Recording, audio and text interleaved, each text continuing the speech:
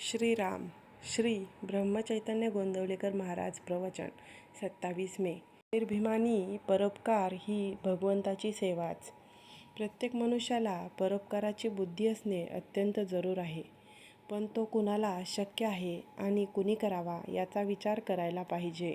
ज्या शेतात पाणी भरपूर पुरून उरत असेल त्याच शेतातले पाणी बाहेर टाकता येते आणि ते हितावहही होते. इतर शेताच्या बाबतीत हे होत नाही. अशा शेताला पुरेसे पाणी कसे मिळेल याचाच आधी विचार करणे जरूर आहे. हीच दृष्टी परोपकार करणाऱ्या व्यक्तीने ठेवावी.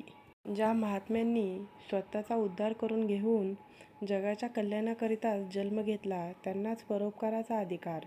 मग प्रश्न असा येतो की इतरांनी परोपकाराची बुद्धी ठेवू नये आणि तसा प्रयत्नही करू नये की काय? तर तसे नाही. परोपकाराची बुद्धी आणि प्रयत्न असणेच जरूर आहे.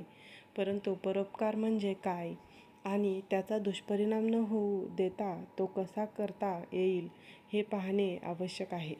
भगवंताची सेवा या भावनेने दुसऱ्याकरिता केलेली मेहनत याला परोपकार म्हणता येईल आणि त्यापासून नुकसान होण्याची भीती नाही. परंतु हे वाटते तितके सोपे नाही. कारण मनुष्याची सहज प्रवृत्ती अशी की थोडेसे काही आपल्या हातून झाले की ते मी केले, मी असा चांगला आहे अशा तऱ्हेने विचार येऊन तो अभिमानाला बळी पडतो. सबब ज्या ज्या वेळी दुसऱ्याकरिता काही चांगली करण्याची संधी मिळेल त्या त्यावेळी तिचा फायदा घेऊन मनाला अशी शिकवण द्यावी की देवा तुझ्या सेवेचा लाभ मला दिलास, ही माझ्यावर कृपा झाली. अशीच कृपा ठेवून आणखीन सेवा करून घे. ही विचारसरणी जागृत राहिली नाही तर आपला कसा घात होईल याचा पत्ताच लागणार नाही. म्हणून अत्यंत जपून वागणे जरूर आहे. परोपकाराचा याचा सरळ अर्थ परोपकार म्हणजे दुसऱ्यावर केलेला उपकार. यावरून असे लक्षात येईल की परोपकाराला दोन व्यक्तींची गरज लागते, एक उपकार करणारा आणि दुसरा उपकार करून घेणारा.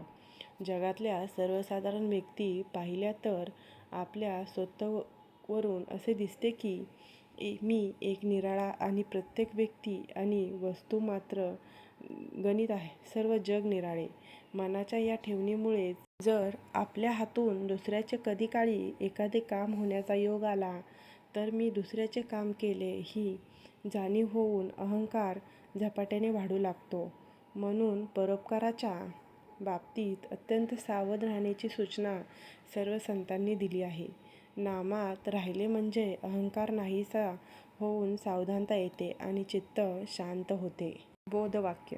जगात परोपकारी म्हणून नावाजलेले पण भगवंताचे अधिष्ठान नसलेले मोठे मोठे लोकसुद्धा मानाभिनात कोठेतरी अडल्या वाचून राहणार नाहीत.